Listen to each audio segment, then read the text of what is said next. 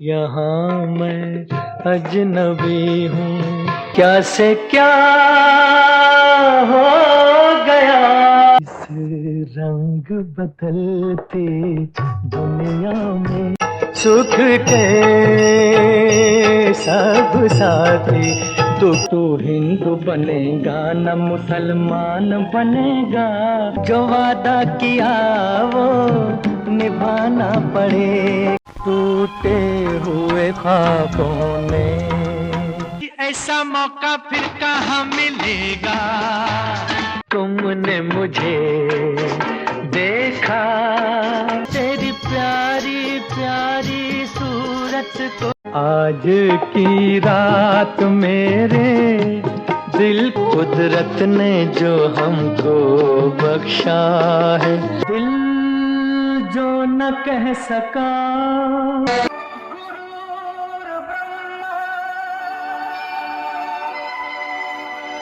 चारों ओर केवल इसी गीत पर सुगबुगाहट है कि रफी साहब को भारत रत्न दिया जाए। सभी रफी साहब का अनंत गीत हैं, 26,000 गीत हैं, लेकिन कुछ ऐसे गीत हैं जिन पर कोई उंगली तक नहीं उठा सकता। मेरी किताब मोहम्मद रफी एक अनमोल रतन का विषय भी यही है। प्रकाशक के पास रफी साहब को भारत रत्न अभी तक क्यों नहीं मिला, यह किताब अभी प्रकाशन के लिए पड़ी हुई है। रफी साहब को केवल एक गीत के कारण भारत रत्न से सुशोभित करना चाहिए। वो गाना है जहां डाल डाल पर सोने की चिड़िया करती है बसेरा। इस गाने को सुनने के बाद कोई भी व्यक्ति कह सकता है कि वो सप्तक में जाकर किस तरह से गाते हैं। अभी मैं आपको इस गाने को फिर सुनाऊंगा, लेकिन उससे पहले मैं आपसे यही कहना चाहता हूं कि आप रफी साहब को देखें YouTube में किस तरह से छाए हुए हैं, उनके शिष्य छाए हुए हैं। 100 से ज्यादा सिंगर्स केवल उन्हीं के गाने गाकर अपनी रोजी रोटी चला रहे हैं, अपना परिवार चला रहे हैं। कुछ तो बहुत ही अच्छा गा रहे हैं, लेकिन रफी साहब तो रफी साहब है। मेरी एक किताब छप रही है, 3 वॉल्यूम में, 2400 पेज की किताब है।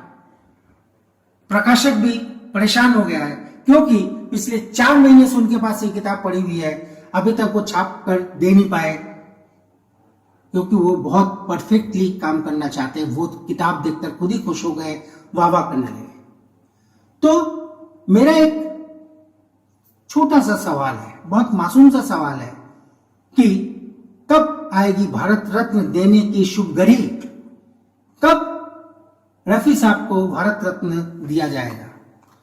प्रणाम, मैं निर्मलेंदु सुहाना सफर से। जुलाई में रफी साहब को श्रद्धांजलि देने का सबसे उत्तम महीना है, इसलिए श्रद्धांजलि देते वक्त हमें इस बात का भी ख्याल रखना होगा कि हम इस बार उन्हें भारत रत्न से सम्मानित करें। सरकार को यह मुहिम उठानी पड़ेगी कि वो सोचे समझे और रफी साहब को भारत रत्न दे दे। यूट्यूब में देखिए रफी साहब छाए हुए हैं, कोई कुछ लिख रहा है, कोई कुछ लिख रहा है, उनको बेचने की हर तरह से कोशिश की जा रही है। कुछ लोग झूठ का भी सहारा ले रहे हैं, मैं उनका नाम नहीं लेना चाहता, लेकिन ऐसा नहीं करना चाहिए। अब वो नहीं है, कोई प्रश्न नहीं उठाने आएगा, लेकिन सच्चाई सच्चाई होती है। अब किशोर कुमार और रफी साहब को लड़ा देते हैं। मैं खुद मिल चुका हूं उन लोगों से, ये लोग दोनों इतने अच्छे दोस्त थे, इतने अच्छे दोस्त थे। यही कारण था कि रफी साहब एक बार पहुंच गए थे, किशोर कुमार का गाना बैन हो गया था, इसलिए ऑल इंडिया रेडियो पहुंच गए थे। तो वो सब किस्से बहुत हैं, किस्से नहीं है। लोग कहते हैं किस्से, मैं कहता हूं किस्से नहीं, हकीकत है। जी हां, हकीकत है। इससे हम लोग इनकार नहीं कर सकते कि इन दोनों में गहरी दोस्ती थी। आप अगर कभी उनके बेटे अमित से बात करेंगे तो अमित बताएगा कि किस तरह से वो दोनों दोस्त थे और वो दोनों मिलते थे, जुलते थे और हंसी ठट्टा करते थे।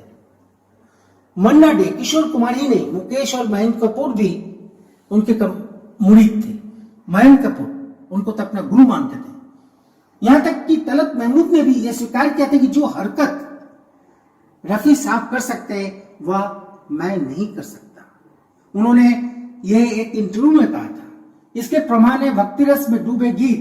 उन्होंने कुछ गीतों के नाम भी बताए, जैसे मन तरपत हरि दर्शन को, बैजू बावड़ा के गीत 1952 में रिलीज हुआ था और उसके बाद तहलका मचा दिया था। और दिलीप कुमार को फिल्म अमर, इंसाफ का मंदिर है ये भगवान का घर है बात तेरे जिसकी अमा। जय रघुनंदन जय सिया राम, जय रघुनंदन जय सिया राम, जय रघुनंदन जय सिया राम। घराने का गाना है। एक गाना गोपी का भी है, कल्याण जी आनंद जी ने धुन बनाई थी। उस गाना नहीं कर सकते, इसको आप भजन कहिए। सुख के सब साथी दुख में न कोई, सुख के सब साथी दुख। तो ऐसे ऐसे गाने वो गाकर चले गए। यह कहना गलत नहीं होगा कि हर तरह के सॉन्ग मतलब के लिए दुनिया ने जो वादा किया वो निभाना पड़े। ऐसा मौका फिर कहाँ मिलेगा। देखो देखो देखो देखो देखो, तुमने मुझे देखा, रुक गई ये जमीन तेरी प्यारी प्यारी सूरत को, मुखड़े को छुपा लो आंचल में। कुदरत ने जो हमको बख्शा है। सैड सॉन्ग्स, रोमांटिक सॉन्ग्स, विवाह के गीत, नज्म, विदाई के गीत, भजन, फास्ट सॉन्ग, स्लो सॉन्ग उन्होंने बेहतरीन तरीके से बखूबी गाया है। उनके गीतों में इतनी विविधता थी, इतनी विविधता है बोलिए, क्योंकि आज भी सुनाई देते हैं, जो कि किसी भी गायक में नहीं है। यह बेला कहा जा सकता है कि सबसे अच्छे भजन और सबसे ज्यादा भजन उन्होंने ही गाया है, क्योंकि भजन और देशभक्ति गीत किशोर कुमार ज्यादा नहीं गा पाए या उनको नहीं मिला कह सकते हैं। ऐसा नहीं है कि वो गा नहीं सकते थे, गा सकते थे, लेकिन ज्यादातर लोग भजन या देशभक्ति गीत रफी साहब को सोचकर ही लिखा करते हैं। वो भारत देश है मेरा। हम सब जानते हैं कि आज भी उनके गीत गाकर असंख्य कलाकार अपने परिवार के लिए मुख्य आय का स्रोत बने हुए। कई दशक बाद भी लोग आज यही कहते हैं कि रफी साहब निहायत ही शरीफ और नेक दिल इंसान थे, और इसीलिए उस नेक दिल इंसान को, उस उच्च दर के गायक को, उस गायक रूपी कलाकार को भारत रत्न अवश्य ही दिया जाए। क्या से क्या हो गया बेवफा, चाहा क्या क्या मिला। यह भी एक कटु सच है कि कुछ कलाकार अदाकार अपनी औसत अदाकारी के बावजूद फिल्मों में लंबे समय तक उन्हीं के कारण टिके रहे। इसीलिए मेरा मानना है कि उन्हें भारत रत्न जैसा सबसे बड़ा अवार्ड बहुत पहले ही मिल जाना चाहिए था। उनके कई चाहने वालों का मानना है कि मुसलमान होने के कारण रफी साहब के लिए कभी किसी ने राजनीतिक लॉबिंग नहीं की। कलाकार तो कोई मजहब नहीं होता, ये हमें याद रखना पड़ेगा। इंसान की औलाद है, इंसान बनेगा, तू हिंदू बनेगा न मुसलमान बनेगा। यह संप्रदाय भी नहीं होता। हालांकि अकेले रामविलास पासवान ऐसे नेता थे जिन्होंने सार्वजनिक रूप से मोहम्मद रफी को भारत रत्न देने की मांग की थी। अब देखिए क्यों मांग की थी, आप उस गाने को फिर से सुनिए।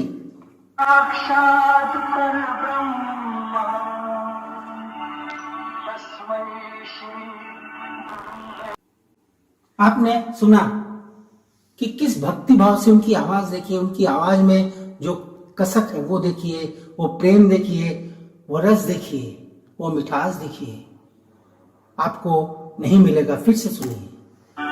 जहाँ डाल डाल पर सोने की। आप जब सुनेंगे इस गीत को आप भी उस भक्ति रस में, देशभक्ति रस में बह जाएंगे।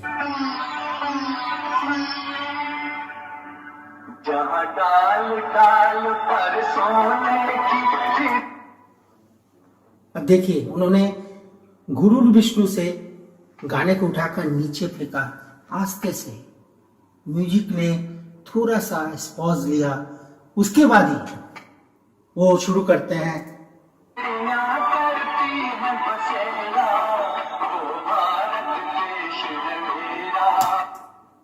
जी हाँ, वह भारत देश है हम सबका।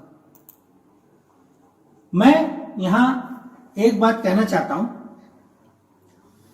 कि मैंने जो प्रयास किया इसलिए किया कि मैं बचपन से ही मैं रफी साहब का भक्त हूं और मेरे पापा भी रफी साहब के भक्त थे। वो हारमोनियम लेकर जब बैठ जाते थे तो मैं भी उनके सामने पलटी मारकर बैठता था। वहीं से मैंने शुरुआत की।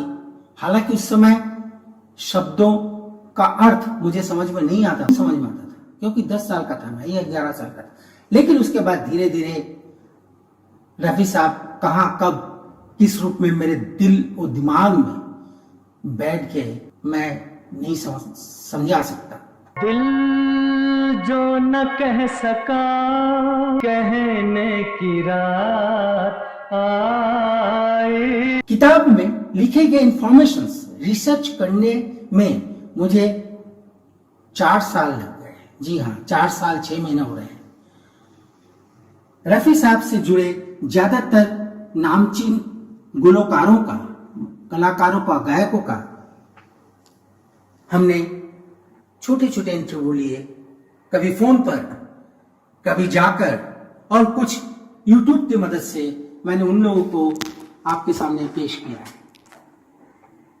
किताब को मार्केट में आने में अभी थोड़ा वक्त लगेगा क्योंकि बहुत परफेक्टली काम करने की कोशिश हो रही है। 3 वॉल्यूम है, 300-400 पेज नहीं है, 2400 पेज हैं और 1200 से ज्यादा गाने हैं। 1200 से ज्यादा ऐसे ऐसे गाने हैं जो नहीं जानते लोग, लेकिन वो गाने अमर हैं, अजर है। इसलिए मैं आपसे दरख्वास्त करता हूं कि मेरा ये वीडियो जो रफी के नाम है शेयर करिए, सब्सक्राइब करिए, और अगर आपने सब्सक्राइब कर लिया है तो दोबारा आप इसको सुनिए और मेरे प्रयास को सराहने की कोशिश करिए। यहाँ मैं अजनबी हूँ, मैं जो हूँ बस वही हूँ। दरअसल सोशल मीडिया के लोगों ने इस तरह के तर्क भी दिए कि रफी साहब को भारत रत्न तो पहले मिल जाना चाहिए था जबकि लता मंगेशकर को मिल गया है। वो ऐसा तर्क क्यों दे रहे हैं? उनका मानना है कि लता जी वर्सेटाइल गायिका नहीं थी। लता जी गायिका थी, बहुत अच्छी गायिका थी, उन जैसा कोकिलकंठी गायिका नहीं हुई है, लेकिन वर्सेटाइल अगर कोई गायक है तो है रफी साहब। उन्हें आप पुरस्कार न भी दे, तर्क दे रहे हैं यूट्यूब में, तो भी वो भारत रत्न है और भारत रत्न है। अब एक प्रश्न मैं पूछना चाहता हूं, अगर वो हमारे देश में नहीं रह जाते, अगर वो भारत में नहीं रह जाते, अगर वो पाकिस्तान चले जाते तो पाकिस्तान के रत्न तो कहलाते ना। पूरी दुनिया में उनको लोग चाहते हैं, पूछते हैं और घर में मंदिर जैसा उन्हें एक स्थान दिया हुआ है। इस देश में सच्चे कलाकारों की कोई कीमत ही नहीं है, वरना उनको आज 43 साल हो जाने के बाद भी लोग याद कर रहे हैं, उनके गाने सुन रहे हैं, उनके रिमिक्स बन रहे हैं, उनके ऐसे ऐसे रिमिक्स बन रहे हैं कि कोई कह नहीं सकता, कोई सोच नहीं सकता। धीरे से जब वो फुसफुसा कर गाते हैं, इस रंग बदलती दुनिया में, इस रंग बदलती दुनिया में इंसान की नीयत। आप सोच सकते हैं कि एक से एक गाने उन्होंने गाए। आज की रात मेरे दिल की सलामी ले ले, दिल की सलामी ले ले। आज की रात मेरे दिल के टूटे हुए ख्वाबों टूटे हुए ख्वाबों ने। एक से एक गाने, एक से एक गाने सदाबहार हैं और आजीवन सदाबहार गायक रहेंगे। उन्हें प्रणाम।